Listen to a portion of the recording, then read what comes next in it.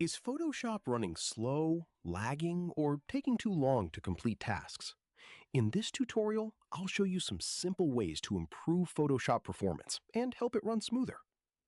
First, go to Edit, Preferences, Performance, and check how much memory is available for Photoshop. You can increase the amount of RAM Photoshop can use, but make sure to leave enough memory for your computer and other programs. Next, check your scratch disk settings and make sure you have enough free space available. You can also close unnecessary programs running in the background to free up system resources.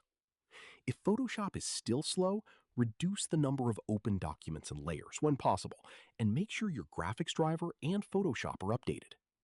After making your changes, restart Photoshop to apply the settings and check if the performance has improved.